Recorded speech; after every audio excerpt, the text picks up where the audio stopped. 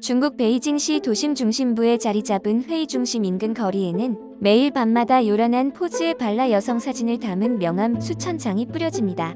속살을 드러낸 채 누군가를 유혹하는 사진에 뜨거운 문구가 담긴 이것. 이른바 콜걸로 불리는 여성들의 연락처가 적혀있는 홍보물이죠. 이 해괴한 전단지의 주요 타깃은 이 일대로 출장온 외국인 바이어와 호텔 장기 투숙객입니다. 매일 밤이면 수천 장의 해괴한 홍보물이 거리를 도배하고 이튿날 아침 호텔 인근 거리를 지나 출근하는 직장인들에겐 환경미화원이 볼멘 소리가 들립니다. 버려진 홍보물을 수거하기 위해 아침부터 진땀을 흘리는 건 이들의 몫이죠. 이런 풍경이 매일같이 반복되고 있습니다. 수요가 있는 곳에 공급이 있는 법.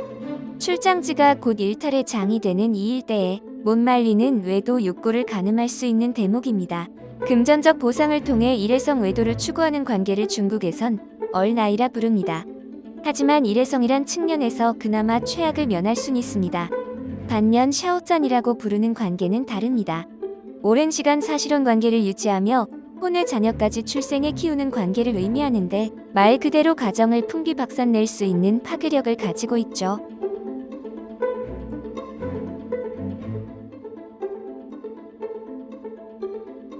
외도 문제와 관련 최근 주중 한국 교민사회를 떠들썩하게 했던 사건이 있었습니다. 중국 최대 규모의 한인타운으로 불리는 베이징 차오양 취왕징에 거주하는 Y씨. 그녀는 한국에서 나고 자란 뒤 20대에 결혼한 평범한 40대 한국인 여성이었죠. 남편 S씨의 오랜 구애 끝에 결혼을 결심한 그녀는 10여 년 전쯤 한국과 중국을 오가며 해오던 사업을 접고 완전히 중국으로 이주해왔습니다. 그녀가 한국 생활을 모두 접고 중국으로의 이주를 결심했던 건 그녀의 남편 덕분이었죠. 남편 S씨는 평소 사업 수완이 좋아 중국에서는 네로라 하는 외식업체 사장으로 이름이 알려져 있었습니다. 올해로 결혼 12년째의 두 사람에게는 10세, 7세의 두 자녀가 있습니다. 왕징에서도 유독 집값이 비싸다는 멋진 집에 가사 도우미를 고용해 사는 Y씨의 일상은 외관상 나무랄 데 없는 화목한 가족으로 비춰졌지요. 중국에 실제로 존재하는 얼나이를 전문으로 중매하는 온라인 사이트. 해당 사이트 내에서는 출산을 전문으로 하는 얼나이에 대한 소개도 함께 진행되고 있는 것으로 알려져 있습니다. 그런데 최근 Y씨의 몸에 이상한 증상이 발견되면서 이들 가정에 예기치 않은 파장이 일어났습니다. 그녀 신체 곳곳에 가려움증을 동반한 발진과 수포 궤양 등이 발발한 것인데요. 해외 거주민의 경우 각종 질병 감염 시 제때 치료가 어려운 사례가 많은 탓에 주변 지인들의 도움을 받아 진단을 했고 그 결과는 처참했죠. 바로 성병이었던 겁니다.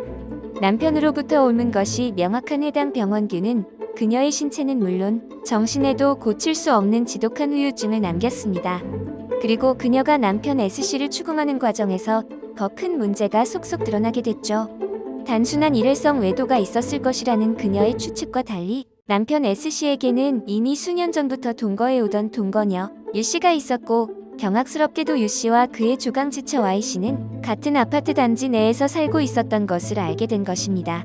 더욱이 남편에게는 동거녀와 낳은 6살 된 혼의 자녀가 있었고 내연녀 U씨는 S씨와의 사이에서 낳은 자녀가 다니는 학교를 조강지처 Y씨의 자녀가 재학 중인 학교를 지목해 입학시켰던 것으로 전해집니다. 이 모든 사실을 알게 된 조강지처 Y씨는 큰 충격을 받고 곧장 쓰러졌습니다. 되돌릴 수 없는 상황으로 몰고 온 남편 S씨에 대한 원망도 컸지만 같은 아파트 단지 내에서 수년째 자신을 농락하려는 듯 버젓이 살림을 하며 마음씨 좋은 이웃주민 역할을 했던 내연녀의 존재에 큰 의감을 느꼈을 것이라는 후문입니다. 더 끔찍한 것은 남편의 외도 사실과 내연녀의 존재, 그들의 행태에 대해 조강지처 Y씨를 제외한 아파트 주민 대부분은 이미 인지하고 있었다는 것입니다. 이를 모두 알게 된 Y씨는 최근 한인 교민사회에서 자취를 감췄습니다. 외도로 교민사회를 떠들썩하게 만들었던 사건은 또 있습니다. 이번 살해자가 거주하는 곳은 광둥성 광저우인데요. 베이징만큼은 아니지만 이 일대에 거주하는 한국인의 수가 많고 그 역사 역시 오래됐다는 점에서 한국 교민사회도 제법 끈끈하게 조직돼 있는 곳이죠. 이 지역에 거주하는 한국인 여성 A씨는 남편 J씨와 함께 3년 전 이 일대로 이주했습니다.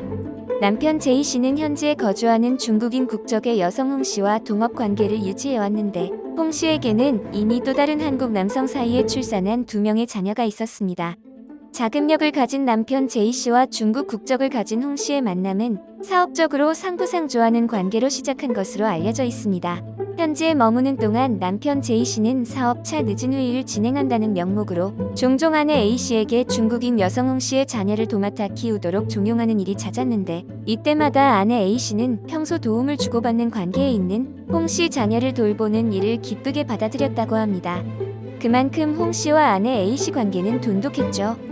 그런데 어느 날 알게 된 남편의 외도 사실과 그 대상이 그토록 가깝게 지냈던 중국인 사업가 홍씨라는 것을 확인한 아내 A씨는 큰 충격에 빠지고 말았습니다. 더군다나 외도 사실이 발각된 이후 남편과 내연녀 홍씨의 태도는 A씨를 당혹시키기 충분했죠. 두 사람은 A씨에게 이혼을 요구하며 빠른 시일 내에 한국으로 출국할 것을 종용했다고 합니다. 일가 친척 한 명 없는 타국에서 이 같은 부당 대우를 받고도 뾰족한 대응을 못한 A씨는 그저 남편 제이씨와 내연녀의 처분을 바라며 어려운 시간을 보내는 것으로 알려져 있죠. 이처럼 최근 우리 교민 가운데 일부 가정에서 빚어지고 있는 외도 문제와 가정 파탄 등의 사례가 급증하자 주중 한국 대사관과 현지 교민 언론 등에서는 피해자와 가해자를 구분, 각각 구조와 처벌에 대한 방안을 마련하고 있는 모양새입니다. 중국 현지법상 간통죄를 형사처벌의 대상으로 규정하지 않고 있기 때문에 대사관에선 중국 형법상 중혼죄에 기반해 대상자들에게 고소 및 처벌 방안을 안내해오고 있죠. 중국 중혼죄의 영역은 굉장히 광범위합니다. 배우자가 있는 사람이 중혼하거나 일정 기간 사실혼, 동거 등을 유지한 경우도 해당하고, 외도자 또는 외도 상대자가 외부의 자신들의 관계를 공공연하게 부부로 사칭하는 경우에도 민형사상의 손해배상 책임과 형사처벌을 준과할 수 있죠. 하지만 일가 친척 없는 외국에 오로지 자신의 배우자만 믿고 이주했을 피해자들은 강력한 현지법에도 불구 그저 교민사회의 얼굴을 드러내지 않는 등의 방식으로 숨어 지내는 일이 잦다는 점에서 안타까움을 배가시키고 있습니다. 오늘 제가 준비한 소식은 여기까지입니다. 시청해주셔서 감사합니다. 여러분의 구독, 좋아요와 알림 설정은 큰 힘이 됩니다.